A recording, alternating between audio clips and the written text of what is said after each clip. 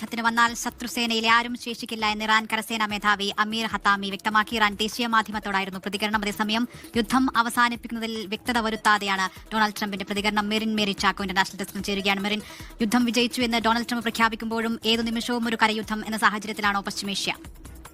ദിൽന, ഒരു മാസമായി തുടരുന്ന പശ്ചിമേഷ്യൻ യുദ്ധം എന്ന് അവസാനിക്കുമെന്നുള്ള ഒരു വ്യക്തത വന്നിട്ടില്ല എന്നതാണ് യാഥാർത്ഥ്യം. രാജ്യത്തെ അഭിസംബോധന ചെയ്ത US പ്രസിഡന്റ് ഡൊണാൾഡ് ട്രംപ് പറഞ്ഞത് വിജയത്തിലേക്ക് അടുത്തുകൊണ്ടിരിക്കുകയാണ്. യുദ്ധം വിജയപ്രഖ്യാപനം തന്നെയാണ് യഥാർത്ഥത്തിൽ ട്രംപിന്റെ രാജ്യത്തെ അഭിസംബോധന എന്ന് തന്നെ പറയാൻ സാധിക്കും. ഇറാന്റെ ആണവ കേന്ദ്രങ്ങൾ തകർത്തു, സൈനിക ശേഷി തകർത്തു, ഇറാനെ 2-3 ആഴ്ചയ്ക്കുള്ളിൽ കനത്ത നാശനഷ്ടം വരുത്തുമെന്ന് തന്നെയാണ് ട്രംപ് പറഞ്ഞത്. എന്നാൽ അടുത്ത നീക്കം എന്താണെന്നോ അല്ലെങ്കിൽ അടുത്ത ലക്ഷ്യം എന്താണെന്നോ ട്രംപ് വ്യക്തത വരുത്തിയിട്ടില്ല. ഇത് സംബന്ധിച്ച് തന്നെയാണ് ലോകം ഉറ്റുനോക്കിയത്. ഈ യുദ്ധം എന്ന് അവസാനിക്കുമെന്നുള്ളൊരു ചോദ്യമായിരുന്നു ലോകത്തിന് മുന്നിൽ ഉണ്ടായിരുന്നത്. എന്നാൽ പതിവ് പല്ലവി ആവർത്തിക്കുക മാത്രമാണ് ട്രംപ് ചെയ്തത്. കനത്ത നാശനഷ്ടം വരുത്തിയിട്ടുണ്ട്, ആണവ കേന്ദ്രങ്ങളും സൈനിക ശേഷികളും എല്ലാം നശിപ്പിച്ചുവെന്നും അമേരിക്കയുടെ ഭാവി നിക്ഷേപത്തിന് വേണ്ടിയായിട്ടുള്ള ഒരു യുദ്ധമാണ് ഇതെന്നാണ്, ഇറാൻ യുദ്ധമെന്ന് തന്നെയാണ് ഇപ്പോൾ ട്രംപ് വിശേഷിപ്പിച്ചത്. മാത്രമല്ല, അതിന് മറുപടിയായി ഇപ്പോൾ ഇറാന്റെ ഭാഗത്തുനിന്നും പ്രതികരണം വന്നിരിക്കുന്നു. കരയുദ്ധത്തിന് മുതിർന്നാൽ ശക്തമായിട്ടുള്ള തിരിച്ചടി ഉണ്ടാകും. ഇറാനിലെ ശത്രു സൈന്യത്തിലെ ആരും അവശേഷിക്കില്ല, ഒരാൾ പോലും അവശേഷിക്കില്ല എന്ന് തന്നെയാണ് ഇറാന്റെ കരസേനാ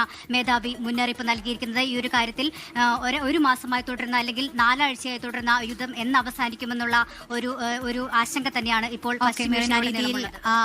ആശങ്ക നിലനിൽക്കുകയാണ്, തുടരുകയാണ് പശ്ചിമേഷ്യയിൽ. Merin Mary Chacko international desk വിവരങ്ങൾ നൽകിയത്.